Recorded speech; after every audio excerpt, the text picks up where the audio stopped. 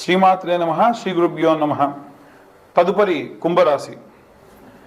మార్చి ఆఖరి వారం నుండి ప్రారంభమై ఏప్రిల్ 2వ వారం ప్రారంభం వరకు కూడా కుంభరాశి వారికి సంబంధించి ఎలా ఉంది అనేటువంటి విషయాన్ని ఇప్పుడు మనం తెలుసుకుందాం.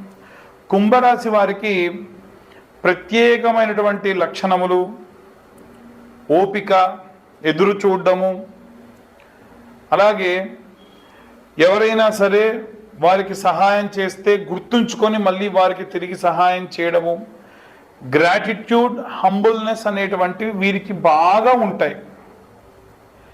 కుంభరాశి యొక్క లక్షణమే ఇది. అయితే ఈ రాశి వారికి సంబంధించి ప్రత్యేకంగా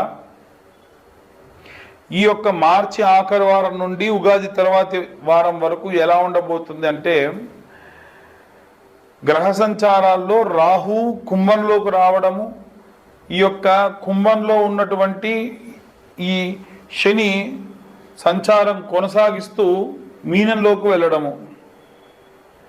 హబ్బా నాకు అయిపోయిందిరా పని, వేడివేడిగా పట్టుకున్నటువంటి పదార్థాన్ని విడిచిపెట్టాను అనుకునే లోపే ఏదైనా సరే మళ్ళొక చల్లటి పదార్థం పట్టుకొని తీసుకుపోవాల్సి రావడం. అయితే ఇది కాస్త తక్కువ కాలమే ఉంటున్నప్పటికీ అసలు ఏమి ఉపశమనం అనిపించదండి. ఎందుకంటే ఇప్పుడే అయిపోయిందిగా, ఇంత మనకి రోజంతా కష్టపడి ఒక 2 గంటలే పడుకోమని టైం ఇస్తే ఎంత బాధ ఉంటుంది. అయ్యో రోజంతా కష్టపడ్డాను కదా, ఒక 2 గంటలేనా అంటే మళ్ళీ కావాలంటే మళ్ళీ కాసేపు అయిన తర్వాత రెస్ట్ తీసుకోవచ్చులే అనేటువంటి ధోరణి ఎలా ఉంటుందో అలా ఉంటుంది.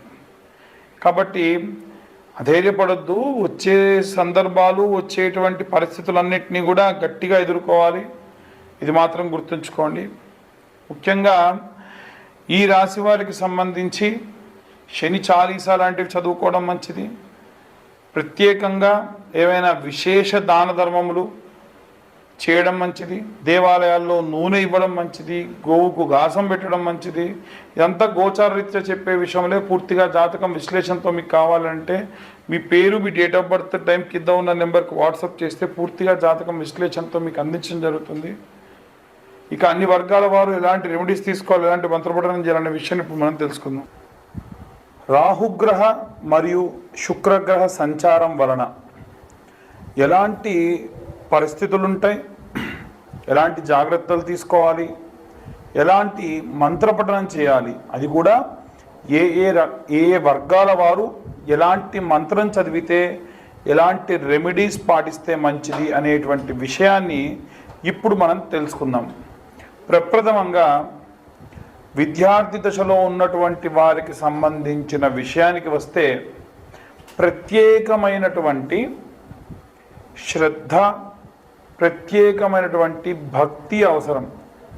అయితే ప్రతిసారి విద్యార్థుల గురించి ఏముందండి, సరస్వతీదేవి గురించి చెప్తారు, మేధా దక్షిణామూర్తి గురించి చెబుతారు అనంటే, ఈ కాలంలో పిల్లలకు సంబంధించి ముఖ్యంగా నిద్రలో ఉలిక్కి పడడం కానీ, ఏమైనా నిద్ర లేమితనం కానీ, అపారమైనటువంటి భయంతో కూడినటువంటి సంచారం కానీ జరుగుతుంది. ఎందుకంటే రాహువు పొగ రూపేణా, మత్తు రూపేణా పిల్లల్నే కాకుండా మిగిలిన అన్ని వర్గాల వారిని కూడా ఇబ్బంది పెట్టడం సర్వసహజం.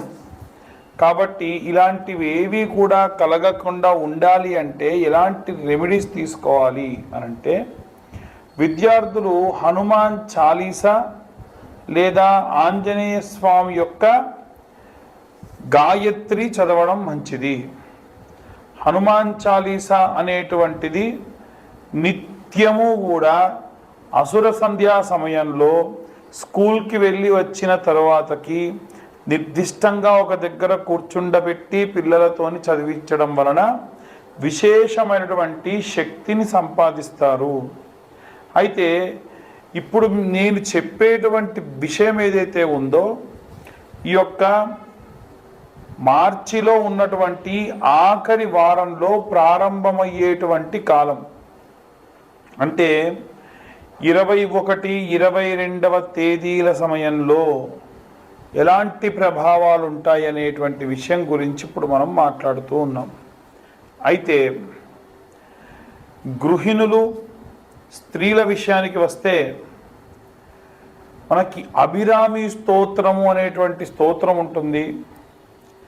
ప్రత్యేకంగా ఈ అభిరామి స్తోత్రమును తులసి దళములతో, చాలామంది తులసి దళాలు అంటే ఆకులు తీసుకొస్తూ ఉన్నారు. దళం అంటే దానితో పాటుగా జతగా ఉండాలి.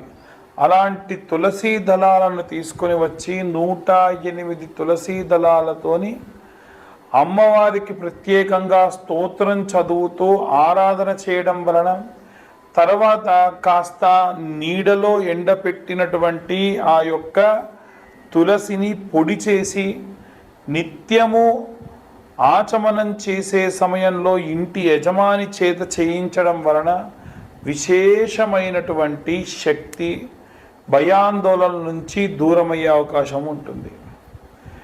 ఉద్యోగస్తులకు సంబంధించిన విషయానికి వస్తే, ఉద్యోగస్తులు ప్రత్యేకంగా గురుచరిత్ర పారాయణం కానీ సుందరాకాండ పారాయణం చేయించుకోవడం మంచిది. హనుమాన్ లాంగూలా స్తోత్రము అని ఉంటుంది. హనుమాన్ లాంగూలా స్తోత్రము, హనుమన్నంజనీ సూతో మహాబల పరాక్రమ అని ప్రారంభమవుతుంది. ఆ యొక్క మంత్రాన్ని ఈ యొక్క ఉద్యోగస్తులు అలాగే వ్యాపారస్తులు నిత్యం అసుర సంధ్యా సమయంలో వినడం ప్రత్యేకమైన శక్తినిస్తుంది. ప్రత్యేక శత్రు వినాశనం కూడా జరుగుతుంది. అలాగే ఎవరైతే సినిమా రంగంలో ఉన్నటువంటి వారు ఉన్నారో వారు కనకదార స్తోత్రముతో పాటుగా రుద్రం నమకం చమకం అని మీరు కొడితే యూట్యూబ్లో కానీ స్పాటిఫైలో కానీ వస్తుంది.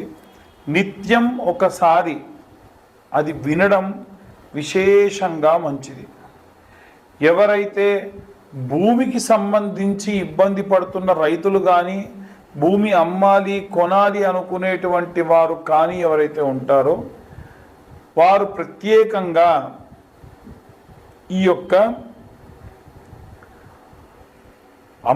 నీలా స్తోత్రము అని ఉంటుంది, లేదా నీలా సూక్తము అని ఉంటుంది.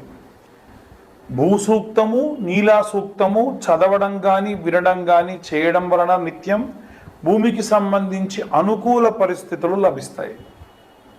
ఇక ఎవరైతే ఈ యొక్క రాజకీయ రంగంలో ఉన్నటువంటి వారు ఉన్నారో వారు ప్రత్యేకంగా దుర్గాదేవి యొక్క కవచముతో ఆరాధన చేయడం మంచిది. రైతులు, చేతి వృత్తులు, కుల వృత్తులు చేసేటువంటి వారు దక్షిణామూర్తి స్తోత్రము, కాలభైరవాష్టకము చదవడం మంచిది. అలాగే ఎవరైతే ఈ యొక్క పిల్లలు లేకుండా వృద్ధాప్యంలో ఉన్నారో వారు వీలైనంత వరకు కూడా ఈ యొక్క ప్రసన్న మహాకాళి దేవాలయానికి వెళ్ళి అమ్మవారి యొక్క ఆరాధన అభిషేకంలో పాల్గొనడం మంచిది.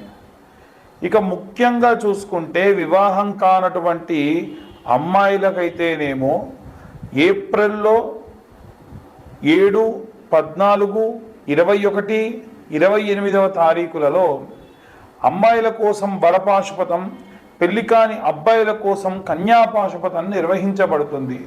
ఈ పాశుపతానికి 20-25 వేల దాకా ఖర్చు అవుతుంది. కానీ ఎటువంటి సామూహికంగా లేకుండా ఎవరికి వారికే చాలామంది ఇబ్బంది పడుతున్నారని అడుగుతున్నారు. కాబట్టి ఈ యొక్క పాశుపత హోమం అంటే కన్యా పాశుపతం, వరపాశుపతం కేవలం 15,000 రూపాయలకి సామాగ్రంతా మేమే అరేంజ్ చేసి చెప్పడం జరుగుతుంది, చేయించడం జరుగుతుంది.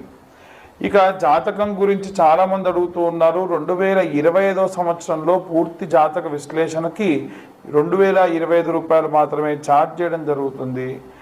ఎవరికైనా ఇంట్రెస్ట్ ఉంటే కింద ఉన్న నెంబర్ కాల్ చేసి మీ పేరు, మీ గోత్రం, మీ ఇంటి పేరు, మీ పేరు నమోదు చేయించుకోవచ్చు. సర్వే జనా సుఖినో భవంతు.